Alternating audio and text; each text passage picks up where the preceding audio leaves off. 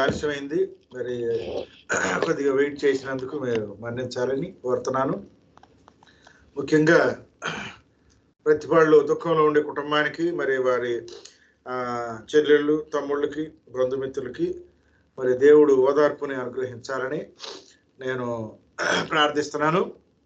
అదేవిధంగా సబ్బాతు ఆరాధనలకి మరి మనం రెగ్యులర్గా రావడానికి, ఆరాధనకి ఆటంకం లేకుండా జరగటానికి తండ్రి చూపిన మహాకృపను బట్టి స్తోత్రాలు చెల్లిస్తున్నాను. అదేవిధంగా రేపు సెకండ్ సాటర్డేనా ఫస్ట్ సాటర్డేనా? రేపు హీబ్రూ క్లాస్ ఉండదు కదా, సెకండ్ సాటర్డే ఉంటుంది. మంచిది. కాబట్టి రేపు ఒకవేళ ఎవరికైనా రేపు ప్రార్థన అయిన తర్వాత ఒక పావు గంటలో మీకు డౌట్స్ అటువంటివి ఉంటే హీబ్రూలో ఆ గతంలో అయిన దాంట్లో క్లారిఫికేషన్స్ ఇస్తాను. బుక్స్ అన్ని తెచ్చుకోండి. జస్ట్ డిస్కషన్ లాగా చేసుకుని ఒక పావు గంట నిమిషాలు ముగించేసుకుందాం. తర్వాత ఆరాధన 4 గంటలకి యాజ్ యూజువల్గా స్టార్ట్ అవుతుంది. మరి అందరూ కూడా ఆరాధనకి రావడానికి ప్రయత్నం చేయమని కోరుతున్నాను. మంచిది. మనము ద్వితీయోపదేశకాండం 1వ అధ్యాయంలో 34 నుంచి 40 వచనంలో అక్కడ కాదేషు బర్నియాలు తిరుగుబాటు చేసిన విషయాన్ని దైవజనుడు మోషే గారు జ్ఞాపకం చేసుకున్నప్పుడు అక్కడ ప్రమాణం చేసిన విషయాన్ని మనం చూస్తున్నాం. చూడండి, కీర్తనలు 95:11, 95వ కీర్తన, Psalms 95:11, Psalms 95:11, 95:11, కీర్తనలు 95:11. ఏంటి ఎవరు చదవట్లా?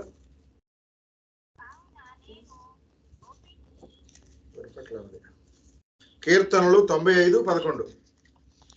కావున కోపించి మీరెన్నడూను విశ్రాంతిలో ప్రవేశింపకూడదని ప్రమాణం చేసిదిని. మీరెన్నడూ నా విశ్రాంతిలో ప్రవేశించరు. అక్కడ హెబ్రీలు రాసిన పత్రికలో అక్కడ నా విశ్రాంతిలో ప్రవేశిస్తారని అక్కడ చూస్తాము. ఇక్కడ విశ్రాంతి అంటే మనకి 7వ దిన విశ్రాంతి ఒకటి ఉన్నది. అంటే దేవుడు తన సమస్త కార్యాలు ముగించుకుని 7వ దినమున విశ్రమించాడు. అదేవిధంగా మధ్యాహ్నం అందరికి వినపడుతుందండి? అందరికి వినపడుతుందిగా? వినపడకపోతే ఎవరన్నా చెప్పండి. ఈ 6000 సంవత్సరాలు అంటే ఆదాము గారిని సృష్టించిన తర్వాత, ఆదాము గారి సృష్టి నుంచి మరి మెస్సయ్య 2వ రాకడ వరకు 6000 సంవత్సరాలు లెక్క పెట్టబడతాయి. అంటే ఒక్కొక్క 1000 సంవత్సరాలు ఒక్కొక్క రోజు చొప్పున. కాబట్టి 6000 సంవత్సరాలు అయిపోయిన తర్వాత 7000 అంటే 7th మిలీనియం దాన్ని కూడా సంపాతిగా ఎంచబడతాయి. కాబట్టి ఇక్కడ ఆ విశ్రాంతిలో ఇక్కడ కనాను దేశంలో ఇశ్రాయేలు యొక్క ప్రవేశము ఆ కడవరి దినాల్లో మెస్సయ్య 2వ రాకడలోని ఆ విశ్రాంతితో పోల్చబడింది. కాబట్టి ఇక్కడ ఏమన్నాడు? I swear in my wrath that they should not enter into my rest.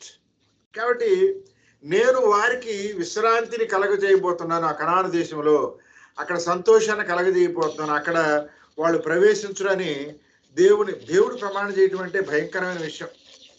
దేవుడు ప్రమాణం చేయటం అంటే చాలా భయంకరం.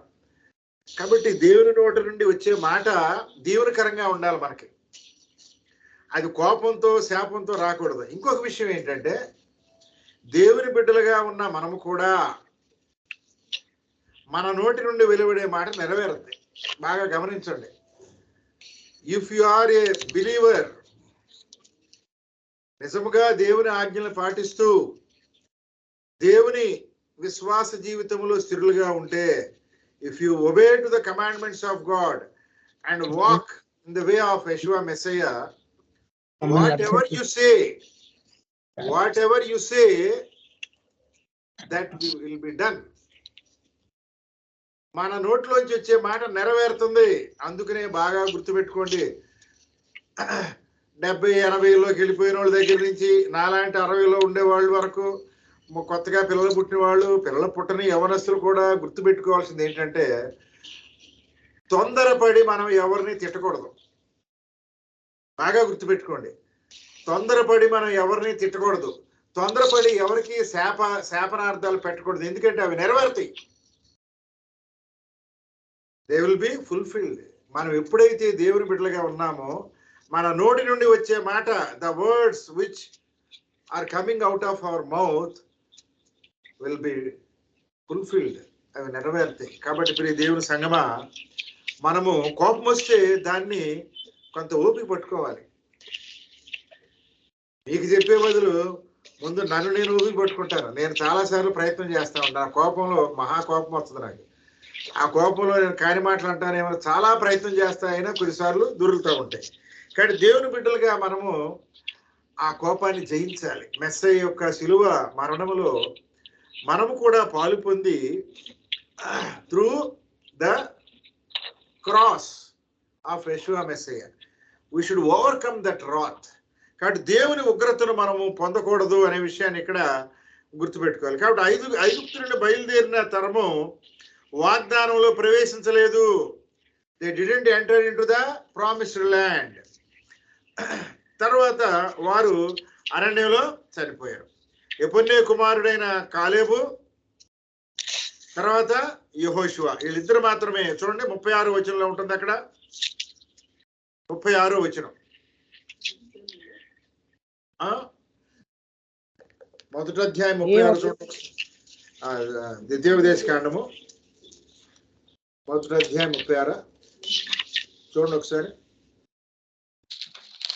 ద్వితీయోపదేశ కాండము మొదటి అధ్యాయం 36 వచనం. 36 డ్యూటరానమీ 1:36.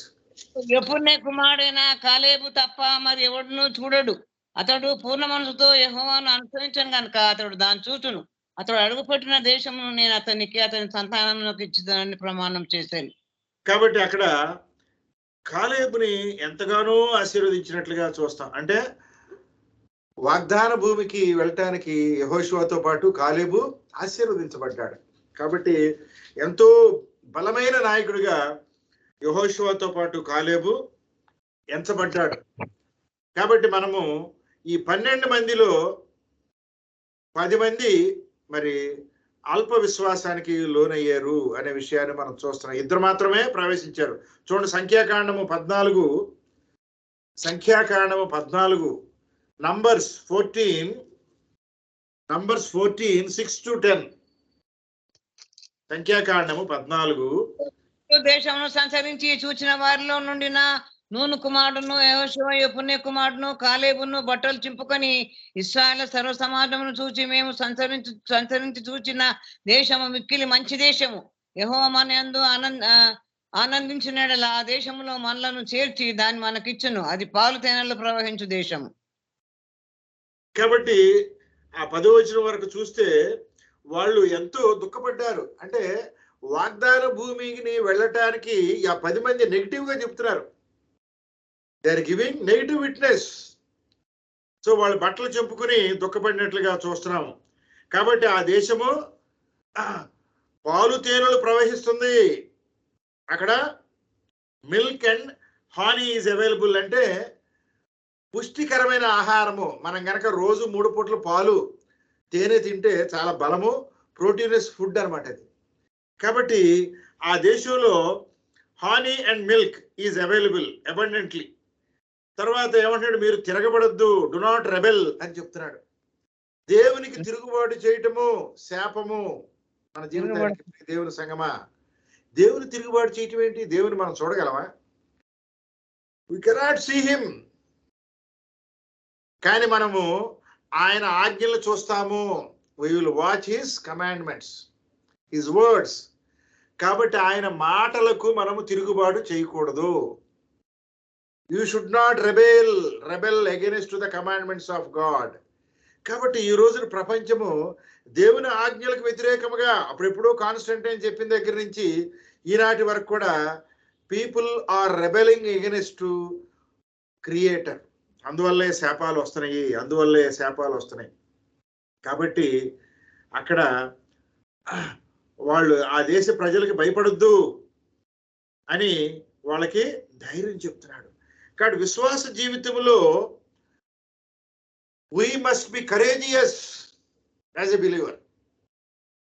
చాలా మంది భయపడతా ఉంటారు. మరి నేను కూడా ఈ మధ్య కాలంలో మన దేశ రాజకీయాల్లో చూసిన తర్వాత మరి చాలా మంది ఒక నెగిటివ్ క్రైస్తవులే ఏ విధంగా అంటే రేపు వచ్చేస్తుంది అక్కడ ఎల్లుండి వచ్చేస్తుంది, ఇక సువార్త ప్రకటించడానికి టైమే లేదు, ఏమనంటే దేవుని మాటలు నెరవేరుతున్నాయి అంటాడు. అరే బాబు, సువార్త అందరికి ప్రకటిస్తేనే మెసేజ్ రెండవ రాకడ వస్తుంది, నువ్వు రాంగ్ కాన్సెప్ట్ లో ఉన్నావు అని చెప్తే వాడు నమ్మట్లేదు, భయపెట్టేస్తారు జనాల్ని. సువార్త భూదిగంతముల వరకు ప్రకటించబడాలి. ఎందుకు ప్రకటించబడాలి అంటే మెసేజ్ ముందు ఎవరికి కూడా అయ్యా ఈ సువార్త నాకు తెలియదని వాడు అక్కడ చెప్పకూడదు. అందుకే before Yeshua Messiah those who didn't believe should not be excused that they do not know the word of God. They do not know about Yeshua Messiah. కాబట్టి మెస్సయ్య గురించిన సమాచారము ప్రపంచానికి ప్రకటించబడినప్పుడే మెస్సయ్య రెండవ రాకడ ఉంటుంది. దేవుని సంఘం బాగా గుర్తుపెట్టుకోండి. పనికిమాలిన వాళ్ళు ఇష్టం వచ్చినట్టుగా జాతకాలు చెప్తున్నారు. మనం ఆ జాతకాలు చెప్పకూడదు, ఆ జాతకాలు చెప్పే ప్రసంగికుల్ని నమ్మకూడదు, వారి దారిలోనికి మనం వెళ్ళకూడదు. వింటే నేనేమి వినటం తప్పని చెప్పట్లే, ఎందుకంటే వినపడతా ఉంటాయి మనకి, మంచి వినపడుద్ది, చెడు వినపడుద్ది. కానీ మన గాంధీ గారి సిద్ధాంతంలో చూస్తాం కదా, ఒక కోతి ఏం చేస్తుంది చెప్పండి గుర్తుంటే? ఒక కోతి 3 కోతుల కథ, 3 కోతుల కథ గాంధీ గారు చెప్పింది. ఒక చెవి కళ్ళు మూసుకుంటది, కళ్ళు మూసుకో పాపం, నోరు మూసుకుంటది, చెవులు మూసుకుంటది. అంటే చెడు వినవద్దు, చెడు మాట్లాడవద్దు, చెడు చూడవద్దు. కాబట్టి చెడును చూస్తే కూడా తప్పే. అయితే విశ్వాస బలంగా ఉన్నప్పుడు అంటే ఆ చెడు ఎలా ఉంటుందో తప్పు అంటే, ఆ కోతి కథలో, గాంధీ గారు చెప్పిన కోతి కథలో అవ్వమ్మ గారు ఏం చేసింది, అలా చూసింది పండుని, ఆకర్షించబడింది. చూసారా ఏమైపోయిందో?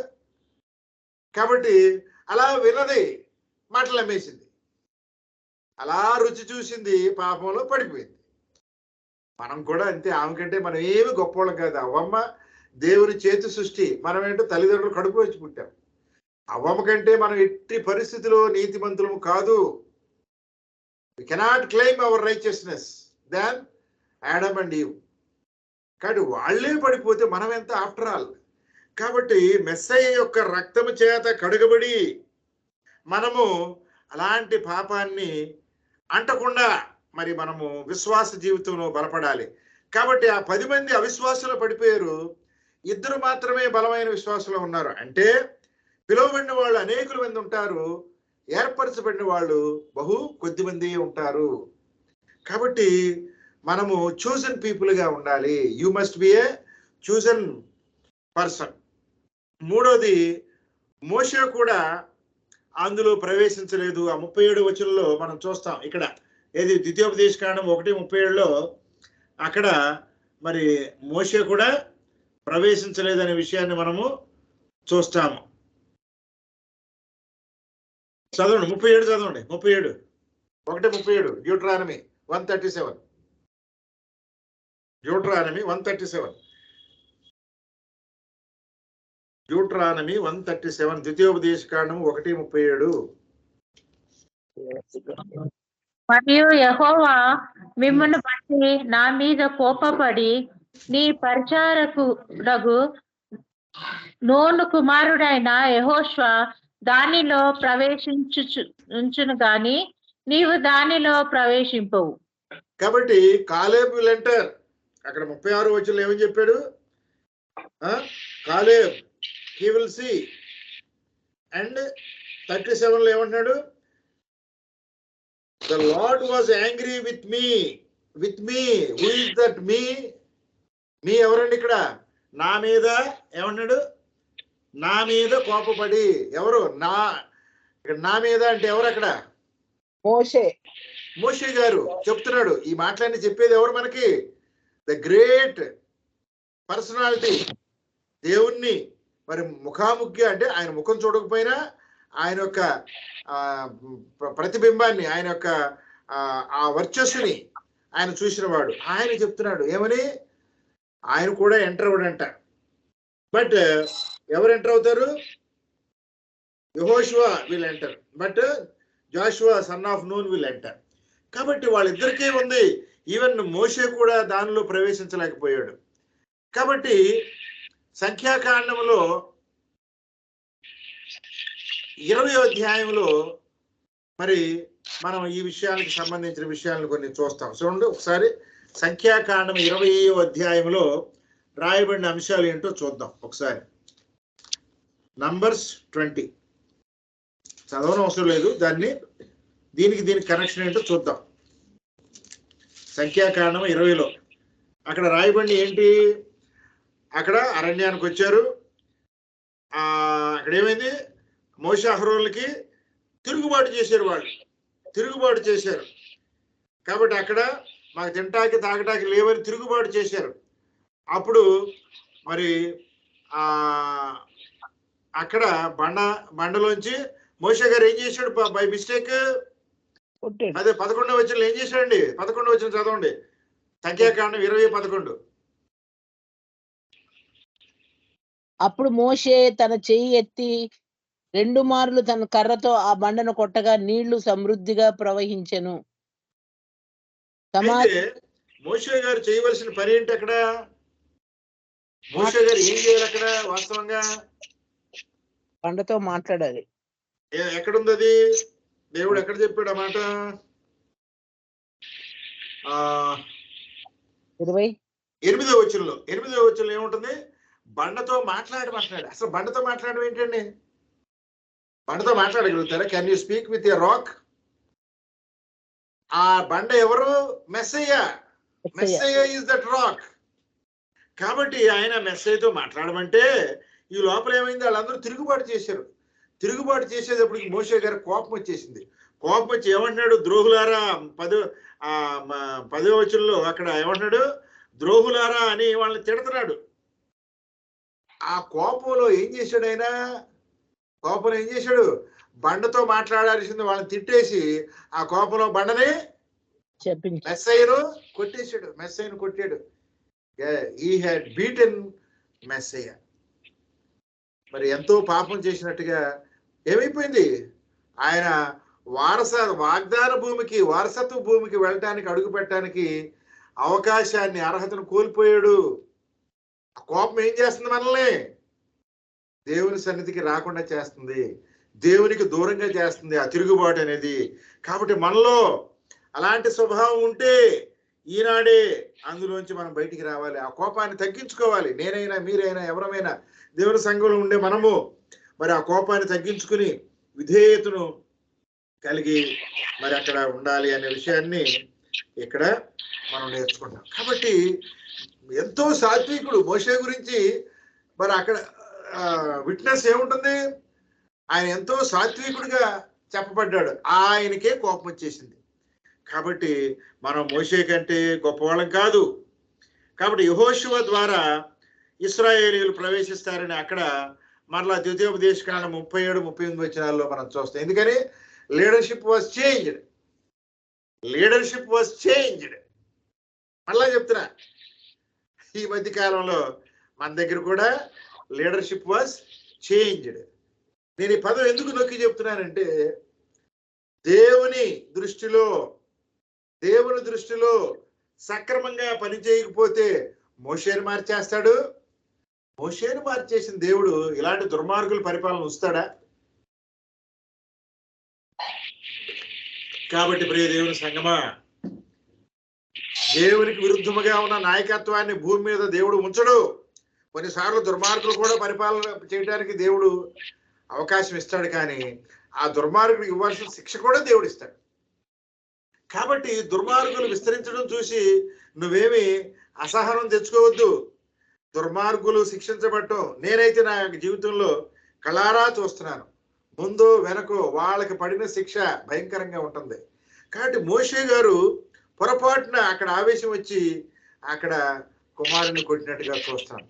మోషే గారే కాదు, ఇక్కడ అదే కుమారుడు మానవ శరీర రూపంలో వచ్చినప్పుడు ఆ యాజకులుగా ఉన్నవాళ్ళు ఆ తిరుగుబాటు చేసిన యూదులు ఆయనకి సిలువ వేసి ఆయన కొట్టి చంపినప్పుడు ఆ యూదుల్ని, ఆ ఇశ్రాయేలీల్ని, ఆ దేవుని జనాంగాన్ని కూడా దేవుడు బహు ఘోరముగా శిక్షించాడు, బహు ఘోరముగా శిక్షించాడు.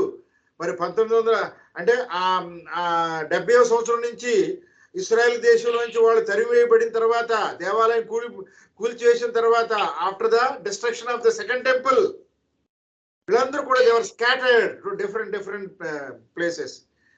అది మన చరిత్రలో చదువుతున్నాము, బైబిల్లో అది మనకు రాయబడలేదు, కానీ you can observe it in the history. ఎలాంటి హిస్టరీ? అడెవడో హిట్లర్ అంట ఏం చేశాడు, వాళ్ళు కోసేశాడు, శరీరాలను కోసేశాడంట. ఎంత భయంకర, పెనం మీద వేయించాడంట. ఎందుకయ్యా అంటే, ఇదిగో తన కుమారుణ్ణి శిక్షించినందుకు ఆ యొక్క యూదుల్ని, తన బిడ్డలుగా ఉన్న ఈ ఇశ్రాయేలుని దేవుడు శిక్షించాడు. మోషే గారిని శిక్షించినట్లుగా. వాగ్దాన భూమికి వెళ్లకుండానే మంచి శక్తిమంతుడిగా ఉన్నాడు. ఆ ద్వితీయోపదేశకాండం చివరి అధ్యాయంలో చివరి ఆ వచనాలు చూస్తే హి వాజ్ సో స్ట్రాంగ్. ఆయన మరి చనిపోయే అవకాశం లేదు. నిన్న కూడా మరి మన సహోదరుని విషయంలో నేను చెప్పిన మాటలు గుర్తెచ్చుకుంటే ఆయన కూడా చాలా బలంగా ఉన్నాడు. But he lost his courage. మన సహోదరుడు కూడా ప్రతిఫలం నేను గమనించింది. ఆయన యొక్క ధైర్యాన్ని కోల్పోయాడు చివరి సమయంలో అని చెప్పినప్పుడు నేను చాలా దుఃఖపడ్డా. కాబట్టి ప్రియ దేవుని సంగమా, ఆత్మ బలహీనత చెందకూడదు. శరీరం బలహీనతగా ఉన్నా కానీ ఆత్మ బలంగా ఉంటే నువ్వు ఏదైనా సాధించవచ్చు. శరీరం బలంగా ఉంటేనే సాధిస్తారని చాలా మంది అనుకుంటున్నారు. స్త్రీలు శరీరంగా బలహీనతలో ఉండొచ్చు, ముసలి వాళ్ళు శరీరంలో బలహీనతలో ఉండొచ్చు, పిల్లలు శరీరంగా బలహీనతలో ఉండొచ్చు, ఇంకేదైనా అనారోగ్య కారణాల వల్ల శరీరం physically you may be weak, but if you are strong enough spiritually you can perform wonderful things. కాబట్టి ప్రియ దేవుని సంగమా, ఆత్మలో మనం బలం కలిగిన వారిగా ఉండాలి. ఆ బలం అంటే ఎక్కడి నుంచి వస్తుంది? కుమారుని ద్వారా తండ్రి పంపించే ఆ ఆత్మను నిరంతరము పొందాలి. అప్పుడు అద్భుత కార్యాలు చేస్తాము, ఆశ్చర్య కార్యాలు చేస్తాము, ప్రభుత్వాన్ని మార్చేస్తాము, ప్రభుత్వాన్ని బుద్ధి చెప్తాము, దేవుని బిడ్డలను హింసించే వారిని మనము అధికారుల నుంచి తొలగించగలుగుతాము. కాబట్టి ఇక్కడ యెహోషువ ఆ తర్వాత నాయకత్వాన్ని వహించాడు. మోషే గారు కోల్పోయిన నాయకత్వాన్ని యెహోషువ విధేయత ద్వారా, సాత్వికులు ధన్యులు, పూర్చేయండి, సాత్వికులు ధన్యులు, పూర్తి చేయరా మీరు? వారు దేవుని కుమారులు అనబడదురు. వారు చదవండి చూసి 5 మత్తయి సువార్త 5 ఇంగ్లీషు తెలుగు రెండులో చదవండి. సాత్వికులు ధన్యులు, సాత్వికులు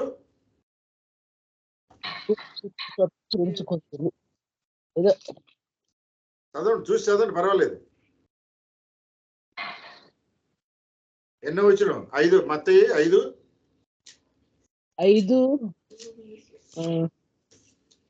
ఉపదేశుద్ధి గలవారు సమాధాన పరచువారు నీతిమంతులకు సాత్వికులు ఎక్కడుంది? 5వ వచనం చూడండి. 5 సాత్విక ధన్యులు, వారు భూలోకమును స్వతంత్రించుకొందురు.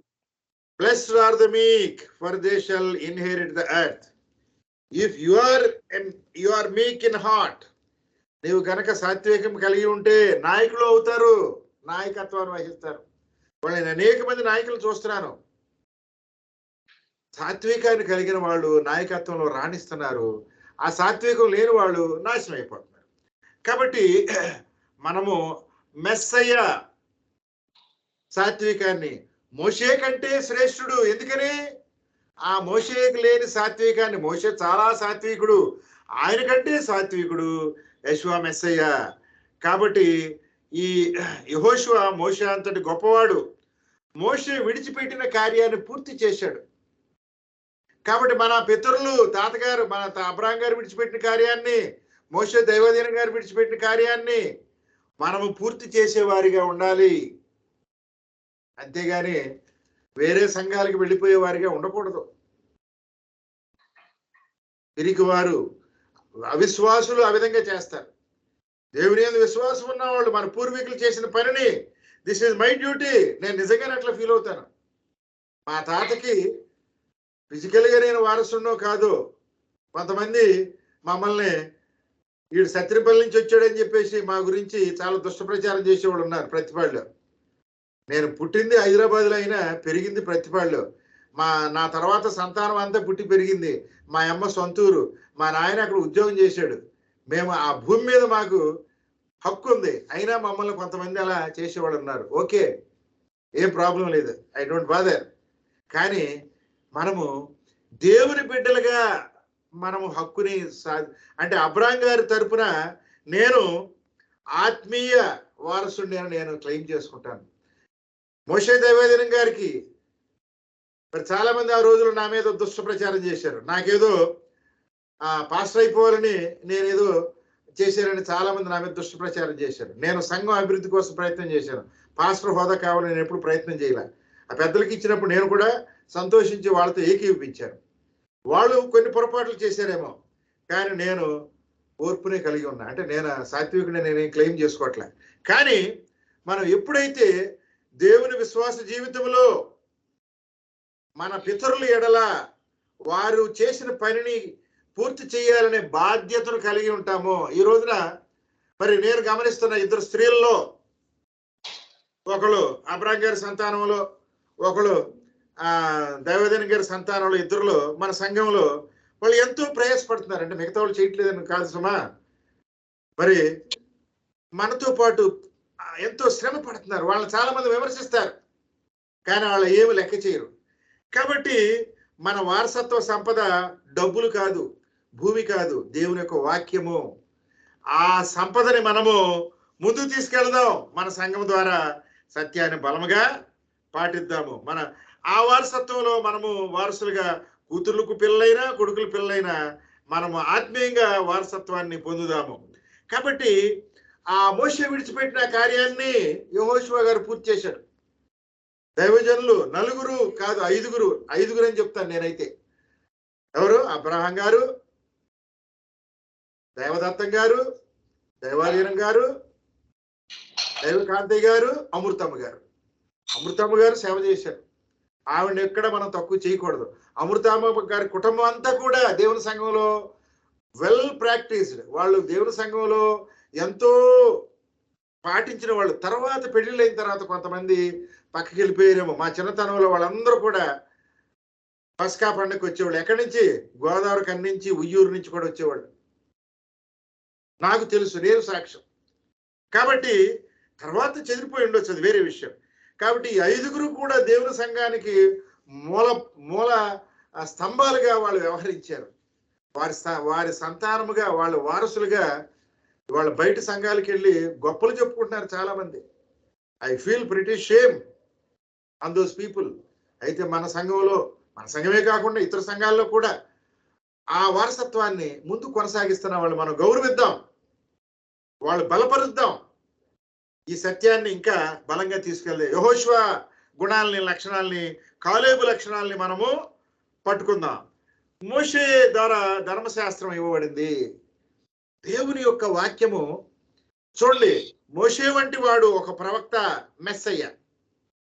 మోషే గారి ద్వారా రిటర్న్ లా ఇవ్వబడింది. Written Torah was given through Moses. అదే తోరాని మెస్సయ్య శరీర రూపంలో వచ్చి దాన్ని ఆచరించాడు. He followed the Torah. మోషే గారు ఇచ్చిన తోరాలు అనే అంశాలన్నింటినీ కూడా మెస్సయ్య ఫాలో అవటం ద్వారా మనకు నేర్పించాడు. By following the Torah of Moses he had shown us the way. కాబట్టి వీరిద్దరు కూడా ఎంతో పోలికలు ఉన్నాయి, మోషేకి, మెస్సయ్యకి. ఆ మోషే తర్వాత వచ్చిన యెహోషువ మెస్సయ్య లక్షణాలను కలిగి ఉన్నాడు. అదే పేరు యెహోషువ, యేషువా. మెస్సయ్య పేరు యేసు ప్రభు అని చెప్తున్నారు చాలా మంది. హీబ్రూలో ఆయన పేరేంటి? యెహోషువ, ఆర్ షార్ట్ కట్ లో యెషువా, యాషువా అంటారు చాలా మంది. That is not correct pronunciation. యెహోవా నుంచి వచ్చింది యెహోషువ. యాహువే అని చాలా మంది తెలియక చెప్తున్నారు. దట్ ఈస్, నాకు తెలిసిన హీబ్రూ భాష ప్రకారము it is also not exactly correct అని నేను భావిస్తున్నా. యెహోవా అనే పదములోంచి యెహోషువ పుట్టింది. ఆ యెహోషువగా ఆయన ఉన్నాడు. ఆ యెహోషువ నుంచి మెస్సయ్య అదే పేరు పెట్టుకుని వచ్చాడు. ఆ షార్ట్ కట్ నేము యెషువాగా ఉన్నది అని హీబ్రూ భాష నుంచి మనం గమనిస్తాము. కాబట్టి ఈ యొక్క ధర్మశాస్త్రము మోషే గారి ద్వారా ఇవ్వబడింది. ధర్మశాస్త్రం ద్వారా దేవునితో సమాధానాన్ని కలిగి ఉంటాము. అంటే అర్థం ఏంటి? మనం అందరూ కూడా పుట్టుకతో ఆదాము హవ్వల యొక్క లక్షణాలని కలిగి పాపంలో జీవిస్తున్నాము. ఆ ధర్మశాస్త్రం ద్వారా పాపం అంటే ఏమిటో తెలుసుకుని ఆ పాప లక్షణాలను తొలగించుకుని మనము సిలువ ద్వారా రక్షించబడి మెస్సయ్య ద్వారా దేవునితో సమాధానాన్ని కలిగి ఉన్నాము. ఇది మనం గ్రహించాల్సింది. కాబట్టి ఇది అరణ్య జీవిత అనుభవము. ఇదేమిటండి? ఈ ధర్మశాస్త్రము అంతా కూడా అరణ్య జీవితానికి అనుభవము. అంటే ఆ ధర్మశాస్త్రాన్ని ఎలా గైకొనాలి, ఎలా నేర్చుకోవాలి, ఎలా బోధించాలి, ఇవన్నీ కూడా అరణ్య జీవితంలో వాళ్ళకి అనుగ్రహించబడి, కానీ దీని ద్వారా వాగ్దాన భూమిని వాళ్ళు చేరుకోలేదు. Through Torah they did not enter in to the promised land. అక్కడ వాళ్ళకి ఇవ్వబడిన ధర్మశాస్త్రము, కానీ దాని ద్వారా వాగ్దాన భూమికి చేరుకోలేదు. కేవలము మరి యెహోషువ మాత్రమే, యెహోషువ మాత్రమే దీన్ని సాధించాడు. అంటే విశ్వాస జీవితంలో పరిపూర్ణత కలిగిన వారు మాత్రమే వాగ్దాన భూమికి వెళ్తారని నేను చెప్పేది. ఎవరు? ఐగుప్తు నుంచి బయలుదేరిన వాళ్ళలో ఇద్దరు మాత్రమే వెళ్ళారు, మిగతా వాళ్ళు వెళ్ళలేదు.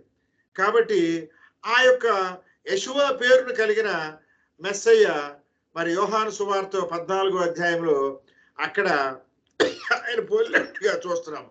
చూడండి ఒకసారి యోహాను సువార్త 14 రాయబడిన అంశాన్ని. యోహాను సువార్త 14 అధ్యాయంలో అక్కడ ఏమంటున్నాడు? అక్కడ ఆయన నాయందు విశ్వాసం ఉంచుడి, నాయందు నేనే మార్గాన్ని, సత్యాన్ని, జీవాన్ని, మరి తండ్రి నేను ఏకత్వాన్ని కలిగి ఉన్నామని అధ్యాయం అంతా కూడా ఆయన యెహోషువ పోలికల్ని ఇక్కడ ప్రతిబింబిస్తున్నట్లుగా మనము చూస్తున్నాం. ద క్యారెక్టరిస్టిక్స్ ఆఫ్ యెహోషువ రిజెంబ్లింగ్ ఇన్ జాన్ చాప్టర్ 14. ఆ విషయాన్ని మీరు ఇంట్లో ధ్యానం చేయండి. దయచేసి నేను చెప్తున్నప్పుడు you take one pencil or pen and note down the important points. Yeshua మాత్రమే మనల్ని దేవుని యొద్దకు నడిపిస్తాడు. అక్కడ యెహోషువ ద్వారా తర్వాత సంతానము, అంటే ఐగుప్తు నుంచి బయలుదేరిన వాళ్ళందరూ కూడా నశించిపోయారు, కానీ తర్వాత పుట్టిన వాళ్ళని only Yehoshua, not Joshua. Joshua is not the correct pronunciation. Yehoshua is exactly Hebrew word. Yehoshua only led the people in to the promised land. కాబట్టి మనల్ని కూడా మరి దేవుని యొద్దకు నడిపించగలిగే శక్తి ఈ కుమారుడైన యెషువాకు మాత్రమే ఉన్నది. కాబట్టి ఇది కేవలము అవిశ్వాసం వలన వాళ్ళందరూ కూడా ఎంటర్ అవ్వలేదు. అన్బిలీఫ్. కాబట్టి మన జీవితంలో చాలా సార్లు ఏం చేస్తాము? దేవుని మాట నమ్మము. హవ్వమ్మ ఏం చేసింది? దేవుని మాట నమ్మలేదు, అపవాది మాట నమ్మింది.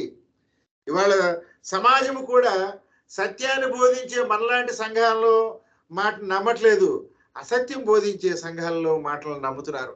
కాబట్టి ఇది మానవుని యొక్క నైజము. కాబట్టి మనము సత్యాన్ని ప్రకటించడానికి మెస్సయ్య శిష్యులుగా మనం పిలువబడ్డాము. ఆ 12 మందితో పాటు వాళ్ళ క్రమంలో మనం పిలువబడ్డాము. అదేవిధంగా ఆ వాగ్దాన భూమికి అరణ్యంలో పుట్టిన వాళ్ళు ఏ విధంగా ప్రవేశించారో మనం కూడా అన్ని జనాంగంలోంచి పిలువబడ్డాము. కాబట్టి బడుదురని చెప్పబడిన ఇశ్రాయేలు పిల్లలు అపహరించబడతారు అని చెప్పబడిందంట. చూడండి, సంఖ్యాకాండము 14:3. అపహరించబడతారు. సంఖ్యాకాండం 14:3.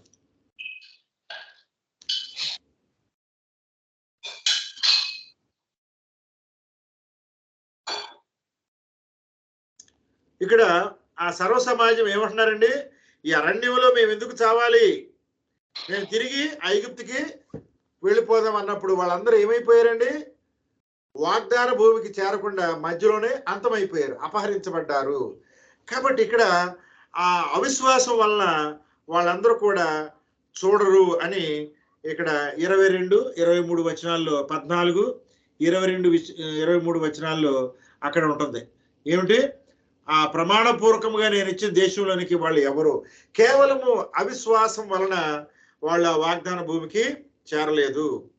కాబట్టి మనము చేసే క్రియలకు దేవుని సమాధానం ఉంటుంది. What ever you do has reciprocal action. నీవు దేవుని ఆజ్ఞలు పాటిస్తే ఆయన వాగ్దానాల్ని స్వతంత్రించుకుంటావు. పాటించకపోతే పాపం ద్వారా నాశనాన్ని తెచ్చుకుంటాం. మనము చేసే క్రియల ద్వారానే మన యొక్క జీవితము ఉంటుంది, మన యొక్క విశ్వాస జీవితం బలపడుతుంది. కాబట్టి ప్రియ దేవుని సంగమా, మన క్రియలు లెక్కించబడతాయి. నీ క్రియలన్నీ కూడా లెక్కించబడతాయి, అక్కడ రాయబడతాయి గ్రంథంలో. కాబట్టి అనుదినము మన క్రియలు ఎలా ఉన్నాయి? మన విశ్వాస జీవితము స్థిరముగా ఉన్నదా? గాలికి అటు ఇటు ఊగిసలాడుతుందా? ఎవరు పిలిస్తే అటువైపు వెళ్ళేటట్టుగా ఉన్నదా? ఎవరు ఏ బోధ చేస్తే అటువైపు వెళ్ళేటట్టుగా ఉన్నదా? ఒక్కసారి మనల్ని మనం పరిశీలించుకుందాము.